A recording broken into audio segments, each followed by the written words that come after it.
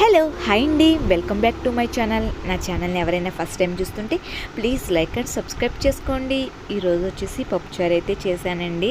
ఈ సమ్మర్లో కర్రీస్ ఎక్కువ తినాలనిపించట్లేదు, పప్పుచారు కర్డ్ రైస్ ఇటువంటివి తినాలనిపిస్తుంది. అందుకోసం ఈరోజు అయితే పప్పుచారు అయితే చేశానండి. మార్నింగ్ 5కి లేస్తే కానీ 9 వరకు కూర్చోకుండా చేస్తే ఎన్ని పనులు అయినాయోనండి. నెక్స్ట్ స్టవ్ మీద అయితే ఒక గిన్నె పెట్టేసుకున్నా. అందులో వచ్చేసి ఆయిల్ వేసుకున్నానండి. ఆయిల్ హీట్ అయిన తర్వాత వెల్లుల్లిపాయలు కొంచెం దంచి వేసుకున్నా. నెక్స్ట్ మెంతులు వేసుకున్నానండి. కరివేపాకు, జీలకర్ర, ఆవాలు, ఎండుమిరపకాయలు, కొంచెం ఇంగువ వేసుకున్నానండి. ఇవన్నీ కొంచెం బాగా ఫ్రై అయిపోవాలి. ఓన్లీ నేను ములక్కాయలను, ఉల్లిపాయలు, పచ్చిమిరపకాయలు, 2 టమాటాలు వేసుకుంటున్నానండి. ఇవన్నీ కట్ చేసి అయితే పెట్టేసుకున్నాను. ఒక 2 ఉల్లిపాయలు సన్నగా తరిగానండి. తరిగి పచ్చిమిరపకాయలు వేసుకున్నా. ఇంక ములక్కాయలు కూడా పైన పొట్టు అంతా తీసేసుకున్నా. ఒక 2 టమాటాలు అయితే కట్ చేసి అయితే పెట్టేసుకున్నానండి. ఈ పోపు అయితే ఫ్రై అయిన తర్వాత ఇవన్నీ అయితే ఇందులోకి వేసేసుకున్న. పప్పుచారు అయితే ఈరోజు చాలా టేస్ట్గా వచ్చిందండి. నెక్స్ట్ ఈ ముక్కలన్నీ కొంచెం మగ్గేలోపు ఇందులోకి వచ్చేసి కొంచెం పసుపు అయితే వేసుకున్నానండి. ముక్కలకి పట్టేటట్టు కొంచెమే సాల్ట్ వేసుకున్నానండి. మరిగేటప్పుడు మరికొస్త వేసుకున్నారని, ఇప్పుడు మళ్ళీ ముక్కలకి పడితే ఎక్కువ పడితే ఉప్పగా ఉంటాయని కొంచెం ఒక స్పూను సాల్ట్ కూడా వేసేసుకున్నానండి. సాల్ట్ వేసుకొని ఒక మూత పెట్టేసుకుంటే ఇవి తొందరగా మనకి మగ్గిపోతాయండి. ఇవి కొంచెం కలుపుతూ ఉండాలి. కలుపుతూ ఉన్నాక కొంచెం మూత అయితే పెట్టేసుకున్నాక ఇప్పుడైతే ముక్కలు అయితే మగ్గిపోయినాయండి.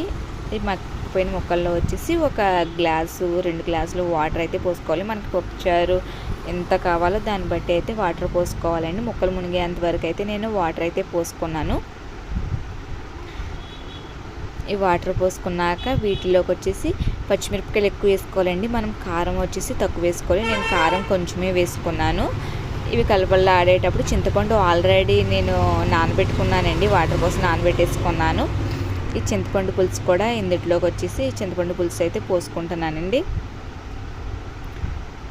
చింతపండు పులుసు పోసుకున్నాక ఇవి కొంచెం మరిగేటప్పుడు ఫస్ట్ అయితే కొంచెమే సాల్ట్ వేసుకున్నానండి.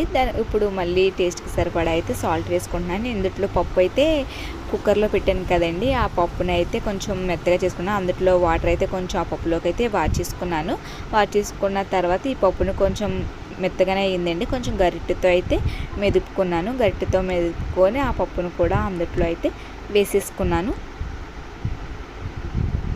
ఇదిగోండి గరిటెతో అయితే పప్పుని మెదుపుకుంటున్నాను. పప్పు గుర్తి ఏం అవసరం లేదండి. కొంచెం ఎక్కువ విజిల్స్ పెడితే పప్పు మెత్తగా అయిపోద్ది. ఇదిగోండి ఇప్పుడు మెత్తగా అయిపోయింది కదా, ఇందులో పోసుకున్నా. కొంచెం కుక్కర్లో నెక్స్ట్ వాటర్ వేసుకొని అయితే అందులో వేసుకున్నానండి. పప్పుచారు అయితే రెడీ అయిపోయింది. ఇది వచ్చి మనకు బాగా మరగాలి. మరిగేటప్పుడు కూడా కొంచెం కరివేపాకు కంపల్సరీ వేసుకోవాలండి. కరివేపాకు వేసుకుంటేనే మనకి టేస్ట్ పప్పుచారుకి.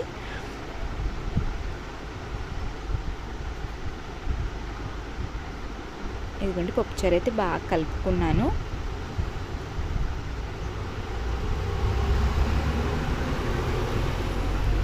ఇప్పుడు కొంచెం సాల్ట్ కూడా వేసుకుంటున్నానండి. సాల్ట్ సరిపోలేదండి, ఇంకొంచెం వేసుకున్నాను. ఫస్ట్ అయితే వేసుకోవద్దండి. ఫస్ట్ అయితే ముక్కలు పట్టేస్తే ములక్కాయ ముక్కలు అవి ఉప్పగా ఉంటాయి. ఇదిగోండి మరిగాక పప్పుచారు అయితే రెడీ అయిపోయింది. ప్లీజ్ లైక్ అండ్ సబ్స్క్రైబ్ చేసుకోండి. Bye bye.